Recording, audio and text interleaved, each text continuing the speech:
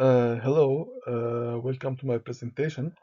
Today I'm presenting Nike's ethical transformation, how a company once criticized for sweatshop style outsourcing worked to rebuild legitimacy and move forward sustainability leadership. I will follow the exact logic of the workspace assignment across the three milos. First, I explain Nike's global value chain strategy and the ethical stocks that force change, because ethics in multinational supply chains is not theoretical. It shows up as a real risk, backlash, and reputational damage. Second, I focus on culture and ethical climate because even strong policies fail if the organizational mindset stays purely cost and speed driven. Third, I connect structure and leadership to ethical decision making because structure determines accountability. Who sees who sees problems, who owns them, and how fast they get fixed. And finally, I end by integrating all three lenses and giving targeted recommendations that fit Nike's current direction and remaining gaps. Nike operates as a fabless global company. It keeps high value activities, design, innovation, branding, and marketing inside the firm while outsourcing manufacturing across a wide supplier network, mainly in Asia. Using the integration responsiveness framework, Nike fits a transitional pattern. It needs global integration to protect a standardized brand, but it also needs local responsiveness through regional oversights to handle different regulations and community contexts. The ethical turning point was the 1990s, labor abuse exposure, child labor, unsafe conditions, extreme overtime, and very low wages, which showed how distance between headquarters and factories can destroy accountability. Nike responded by strengthening corporate responsibility system, formal supplier standards, monitoring and auditing, and working with external organizations like the Fair Labor Association. Porter's Diamond adds why this shift stuck. Strong U.S. institutional pressure and fierce competition made responsibility and transparency part of the competitive positioning, not just public relations. So, as we know, Milo 2 is about whether ethics can survive cultural differences. Hofstede and the Globe research explain why this is difficult. Sourcing environments can be more hierarchical and collectivists, which affects how authority is experienced and whether workers feel safe reporting problems.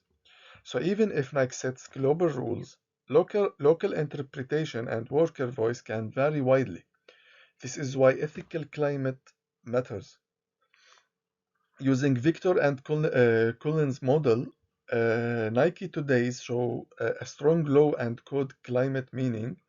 It anchors behavior in international labor standards and external benchmarks, and a caring climate reflected in worker welfare and well-being initiatives.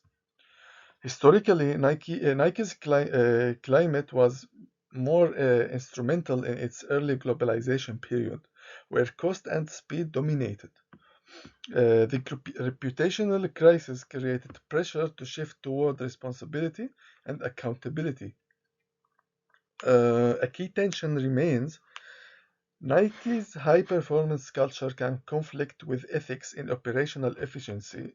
If operational efficiency becomes the only priority.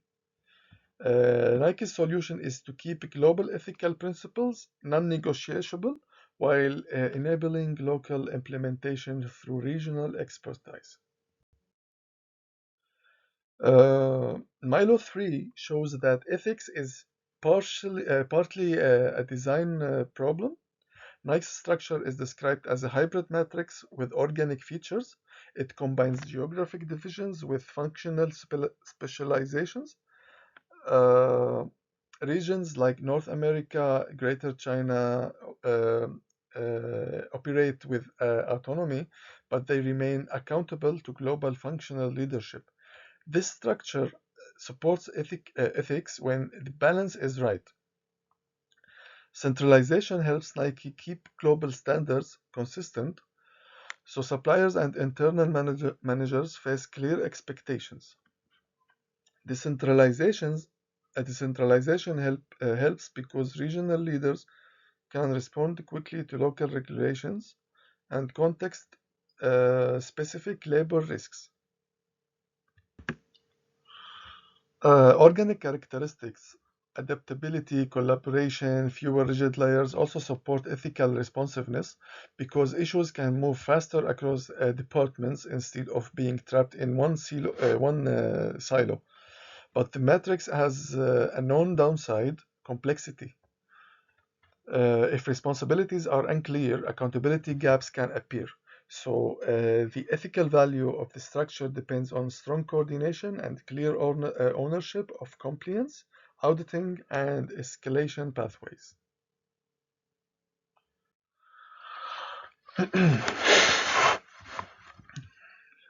Structure becomes meaningful only when leadership uses it.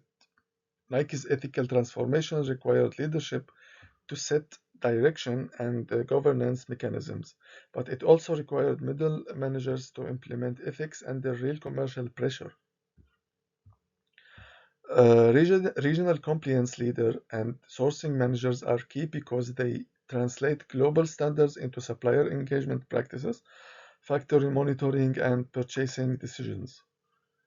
Nike also made structural adaptations that signal permanence, establishing a corporate responsibility and compliance function, moved supply chain ethics from a reputational issue to an operational priority embedded in decision making. Another major shift is Nike's use of virtual governance, global systems that track supplier performance and auditing and that can incorporate worker feedback. This matters because worker voice is often the earliest indicator of hidden problems, like excessive overtime or unsafe conditions, before a scandal becomes public. Finally, external accountability strengthens credibility. Working with bodies like the Fair Labor Association expands monitoring capacity and reduces the risk that Nike is grading its own homework. To conclude, Nike's ethical trajectory only makes sense when we integrate all three Milos. Strategy sets the risk landscape, outsourcing at scale creates ethical exposure. So Nike's move toward a transitional approach matters because it combines global integration with stronger local oversight. Culture determines whether standards are treated as a real or optional. Nike's shift away from purely instrumental logic toward law and code and caring climates makes ethical behavior more durable when performance pressure rises. Structure and leadership make ethics executable. A matrix design compliance units and technology enabled monitoring plus worker voice mechanisms help surface problems earlier and assign accountability. A balanced conclusion is that Nike made significant progress in transparency and governance, but the paper also identifies remaining gaps. My recommendations are targeted, build supplier capacity rather than only policing, increase transparency on wages and remediation outcomes, and accelerate circular economy initiatives so sustainability becomes embedded in the product lifecycle, not only in auditing factories.